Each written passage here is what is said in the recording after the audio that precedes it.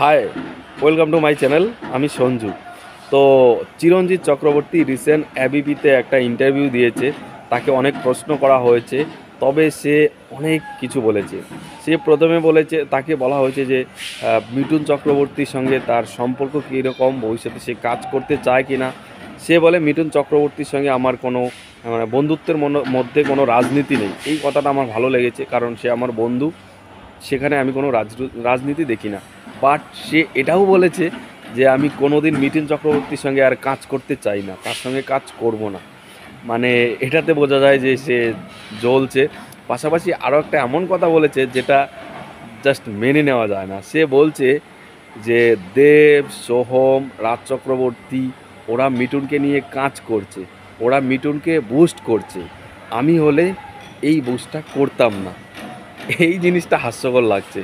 মানে মিঠুন চক্রবর্তীকে সিনেমা ইন্ডাস্ট্রিতে বুস্ট করছে দেব, সোহম আর রাজ চক্রবর্তী।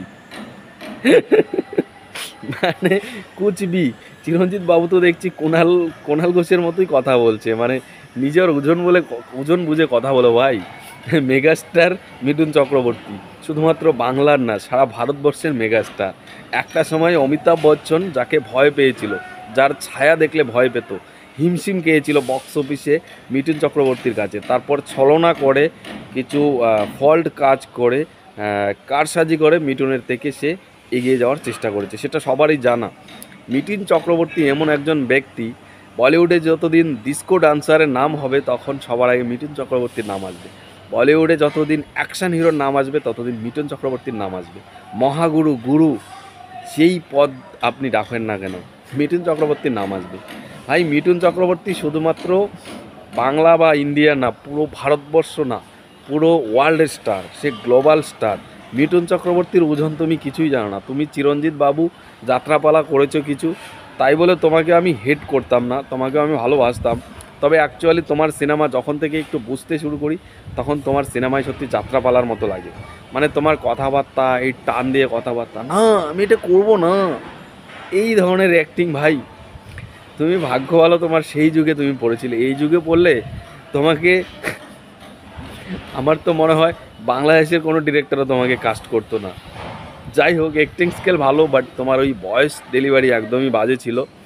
আর অ্যাকশান ট্যাকশান এগুলো তোমার দ্বারা হবে না, তোমার দ্বারা যাত্রাপালার কিছু অ্যাক্টিং হবে, বেদের মেয়ে জ্যোৎস্না, প্রতীক, এই টাইপের কিছু সিনেমা হবে, কেঁচো কুটতে কেউটে, এগুলো। বাট মিঠুন চক্রবর্তীর সঙ্গে তুমি কথা বলো ভাই, মানে যতই তোমার বন্ধু হোক, যাই হোক না কেন, তুমি এটা কি করে বলতে পারো যে মানে দেব আর এই সোহমরা বুস্ট করছে মিঠুন চক্রবর্তীকে?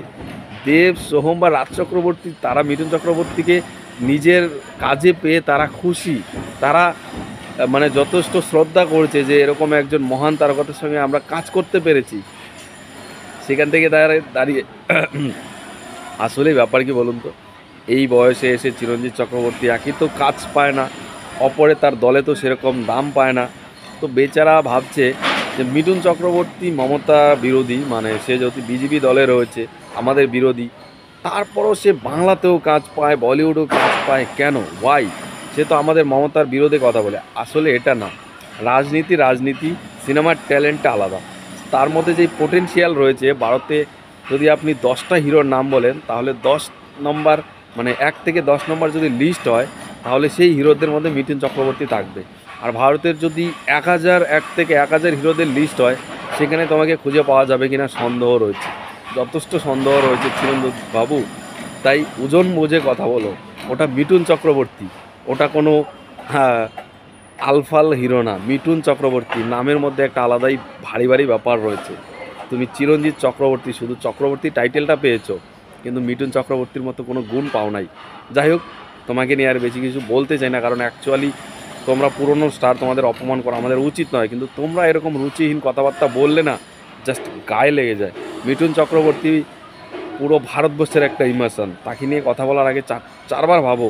কুণাল ঘোষ বলেছিল, তারপর কি অবস্থা হয়েছিল, নিজের দলের লোকও তাকে হেনস্থা করেছিল। তাই মুখের জবানটা সামলে কথা বলো। মিঠুন চক্রবর্তীর পায়ের যোগ্য হতে গেলে না, তুমি নিজেকে ধন্য মনে করতে পারতে, কিন্তু তুমি সেটাতেও না। যাই হোক, আপনাদের এই নিয়ে কি মতামত, চিরঞ্জিত কতটা ঠিক করেছে বা কি বলেছে, এটা আপনাদের কি মতামত, কমেন্টে জানান। টাটা।